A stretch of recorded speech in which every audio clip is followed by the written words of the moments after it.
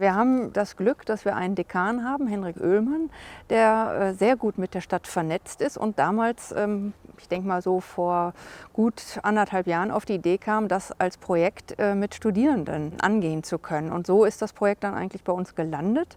Und das Tolle ist, dass wir bei Bitbook 1 schon das Team zur Hälfte oder zu 2/3 sozusagen auch dabei hatten, die jetzt also auch das zweite Bitbook gemacht hat. Und beim zweiten Bitbook haben wir natürlich überlegt, wie können wir auf dem ersten aufsetzen. Das ist vielleicht die Besonderheit und tatsächlich ist uns das eigentlich sehr gut gelungen, weil wir wirklich auf der Grundidee, nämlich der Leitlinie, der Leitgedanke, der Magenta-Faden, der sozusagen als verbindendes Element durch das erste Bitbook führt, auch wieder im zweiten Bitbook eine zentrale Rolle spielt, allerdings in der Form, dass er tatsächlich lebendig, dynamisch, aktiv wird. Da ist so ein bisschen die Idee dahinter, dass wir aus der Perspektive, die wir damals schon hatten, quasi auf eine Art Bestandsaufnahme, jetzt eine weitere Entwicklung, nämlich in der Überlagerung von Motiven, versucht haben, quasi eine visuelle Fusion, die dann dazu geführt hat, dass wir das in eine Hildesheimer Mission übersetzen.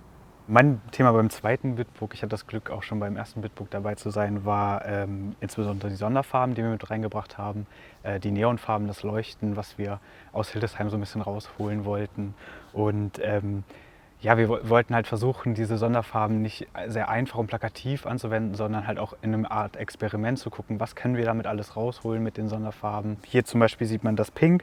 Das Pink steht in dem Fall für die Rose aus Hildesheim. Es gibt aber auch noch einen gelben Neonton und der steht dann für die Rübe, was so ein bisschen diesen Zwiespalt von dieser Rose und Rübe auch darstellt. Und alles, was zwischen diesem Gelb und aber auch diesem Pinkton passiert, haben wir halt versucht in diesem Buch so ein bisschen auszuloten, dass man halt die Neonfarben miteinander mischt, was an sich sehr ungewöhnlich ist, dass man Sonderfarben überhaupt miteinander mischt. Ich habe im zweiten Teil des Bitbooks mit teilgenommen. Das erste habe ich noch nicht mitentwickelt und bin dann mit ins Team dazugekommen. Wir haben uns ein paar neue Ebenen überlegt, unter anderem die Höhenlinien, die wir mit ins Buch eingebracht haben. Ich habe im Innenteil diese Grafik mitentwickelt, die Höhenlinien wieder aufgreift, die wir im ganzen Buch immer mal wieder verbunden haben. Und hier auf der Seite kann man ganz schön sehen, die Projekte, die wir mit Hildesheim 25 in Verbindung bringen.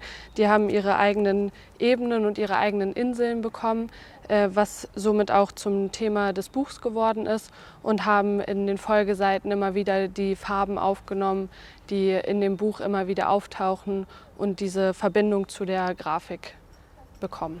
Mein Part von Bitbook war dieses Mal, die Inhalte auch grafisch rüberzubringen. Ich war schon beim ersten Bitbook dabei, aber da haben wir die Inhalte überwiegend nur textlich umgesetzt. Deswegen habe ich mich gefreut, dass ich dieses Mal für den Timetable verantwortlich war, und da ich sehr gerne sortiere und ordne innerhalb des Teams, habe ich mich gefreut, dass ich hier auch die visuelle Ordnung innerhalb dieser Grafik umsetzen kann.